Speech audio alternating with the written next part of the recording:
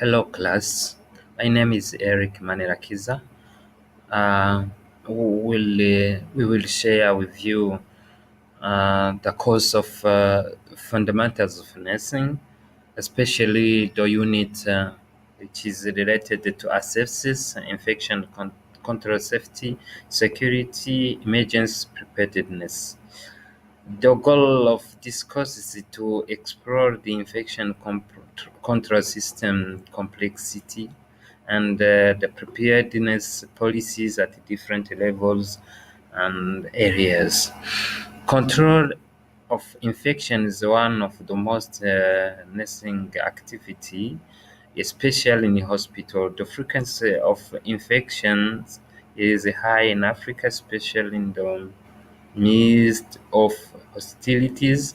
The spread of this infection can be due to several factors like taking sterile other medication that suppress the immune system, such as anti-injection rejection drugs for transplanted organ, uh, HIVs, and certain types of cancer or disorder that affect the human system. In addition to certain medication, one may be predisposed to infection, including implanted medical devices, malnutrition, extreme age, and among others. So the control of infection will pass through different means. Uh, I represented some pictures here, which shows, for example, hand washing. This contain most of the element we will go through and try to see in details. This is a small picture which shows that immunization will be part of the method in order to control, to reduce the frequency of infection. There are 7 keys of asepsis.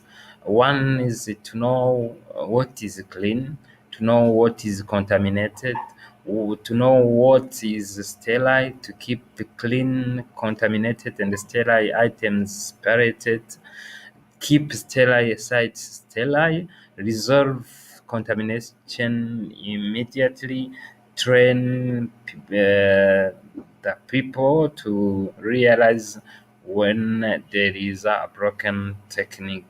This small chart have shows about the influence of environment in the infection control.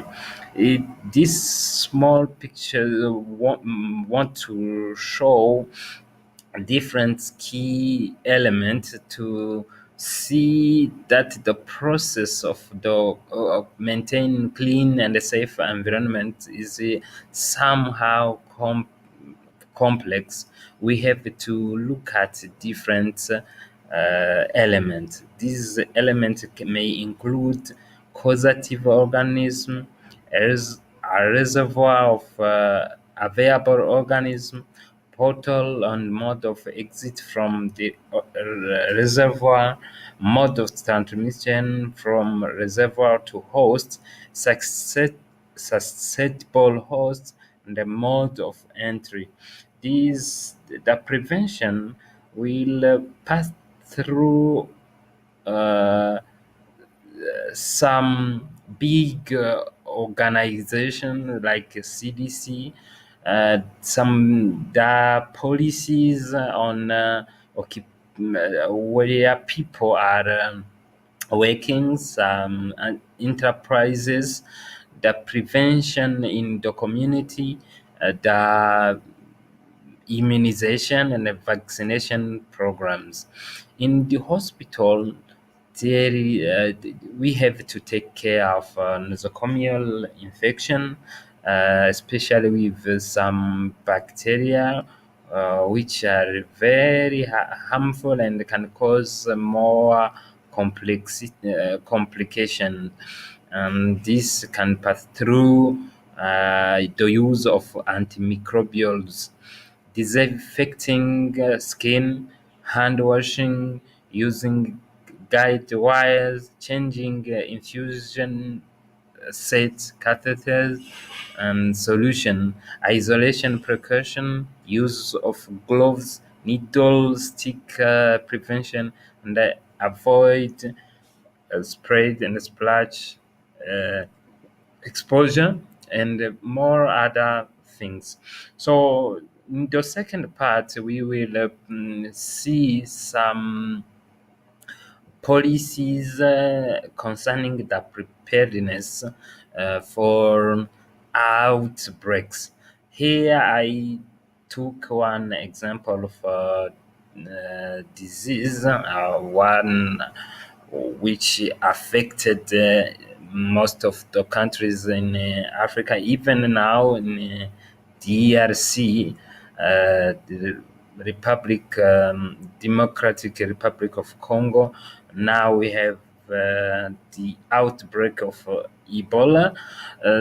When it started, most of even organization were not prepared. Countries were not prepared to the outbreak of Ebola, so it took many victims because it wasn't there was no preparation.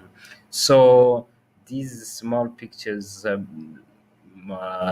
show what we will go through and see what can be prepared, how can we face disaster, or how can we be nurses can be prepared to face the outbreak of some disease in order to limit the complication. So thank you very much for listening. I hope that we will have time to go through and discuss and share experiences. And at the end, I hope that we will understand the system for infection control and what is needed to in order to be prepared for the outbreak or another disaster, so that we can limit the complication. Thank you very much for listening.